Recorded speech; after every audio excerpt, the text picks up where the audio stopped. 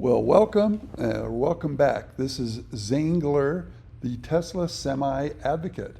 And a lot has happened since my last flight, which was July 15th. And today's flight was August 9th. So we're just shy of 4 weeks ago. So I'm including this shot from our last flight to show you, so you can see for yourself some of the differences. Mostly the profound difference in the number of AC units on the roof versus what we're about to see. Spoiler alert, the Manitowoc crane is back and it has been busy installing AC units on both along the rest of the north from section 2 and 3, and then it moved around to the east side and it's working on section 3 and from where it is, a little bit of section 4, and then you can see where they've left a path for it to work its way over to the south side, where it will also have to install more AC units. So there's a correlation with the AC placements completed and the paving they left unfinished because they left pathways to allow the crane to access the appropriate areas for placing these AC units without damaging any paving. Okay, so now we're coming around the northwest corner, going down the west side. You can see it's very busy here. And what I'm trying to figure out is, did we miss one of the stamping machines? My intuition is that the stamping presses from Texas weren't supposed to arrive until for a couple more days. It's not exactly why I planned my vacation the way I did, but it is serendipitous if it does work out.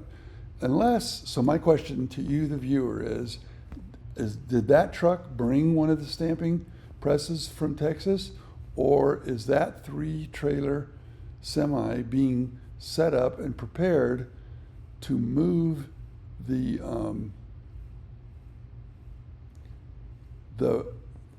stamping presses inside the building once they do arrive? You can see they look extremely ready to do some work, unloading those stamping machines. On the other hand, whether or not all those pallets indicate that they've been busy putting production line equipment inside the building. So just curious, I've gone back and forth on whether I think that we missed one of them, or that this is simply going to be used to position them further inside the building. I would have to think that they got bridge cranes in there, although maybe bridge cranes are just not enough. Standard bridge cranes are not enough to help place the stamping presses. So we're going to work our way around the west, and we'll come back and take a little closer look. And there is something conspicuously absent to me, something I observed, and reply or comment with what you think is missing. And then in 7 days, I'll let you know what I thought via this, whatever medium you're on, and we'll see if we're noticing the same thing. We're coming around the south side, stamping press, the building, section G, and what you'll notice in this here is that there's a glass installation operation going on. Much of the glass for the main entrance has been applied, installed, and there's many more pieces of glass ready to be installed. Many people are continuing to comment, and it still crosses my mind every time I see this main entrance design feature and the contrast between the gray and the white wall panels, insulated metal wall panels. I have to say it looks like the Robovan. This gives you another look at how many AC units have been installed and how there's no AC units installed on the south, and there's also no paving done on the south. On the other three sections, they actually did some paving, but they did informed paving and left open areas for the crane to maneuver. So once again, there's not nearly as many AC unit bases on this section, on section D, which is at the southeast corner of the building. And that tells us something about what's going to be going on inside. You can also look back at very old videos from a year ago, and then 11, 10 months ago, 9 months ago, at all of the footing variation.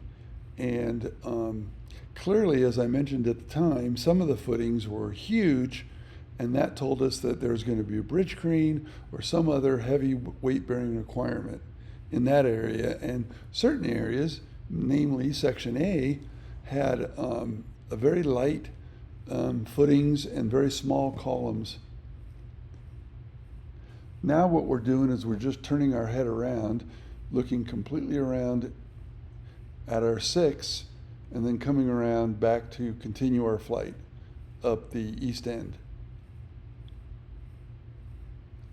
The big dog Tesla Semi is still out there, and I haven't been giving it much love.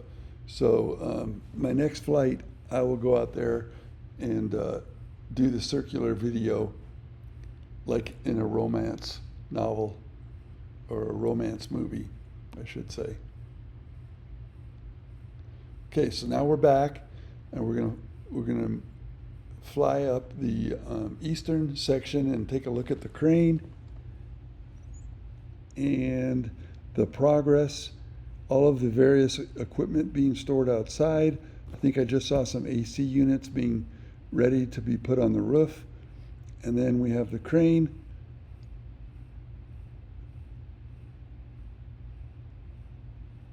And the state of the mega chargers.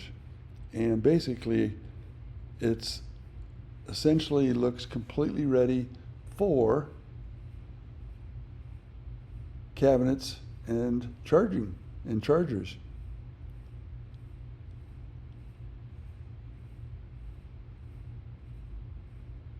See 2 areas there for cabinets. From what I understand, for the Semi, instead of 1 cabinet feeding 4, it's 1 cabinet feeding 2. And that would make sense to me.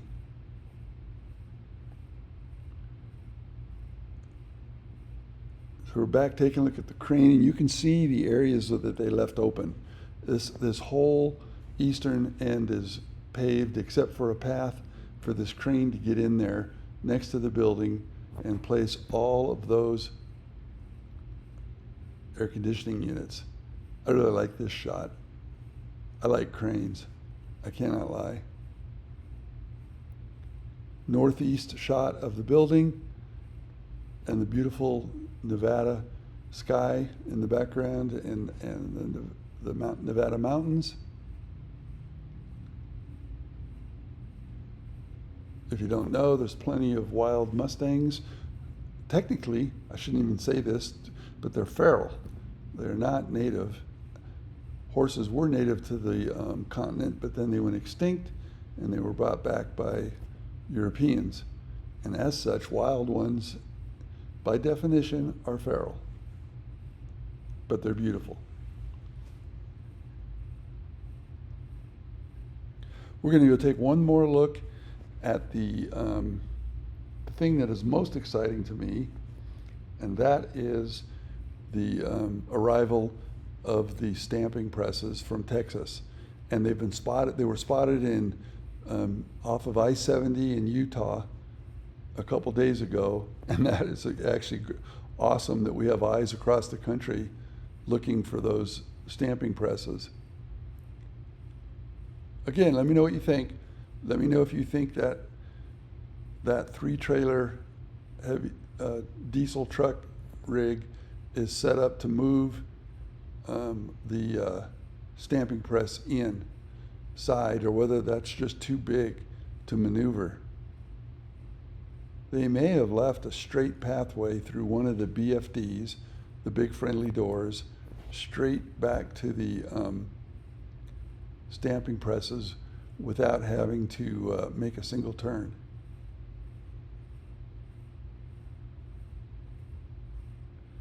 The Griffin lift equipment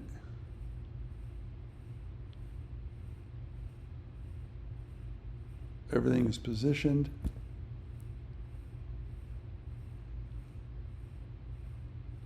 And I'm going to fly very regularly in the next week. I don't know about every day, but possibly. And if the crane arrives, I'm going to try to fly multiple times in the same day at different times. And by virtue of the fly around, the circumnavigation we just did, you can tell that the building exterior is essentially complete, save for maybe some of those windows and maybe a door. But this building is dry fit ready.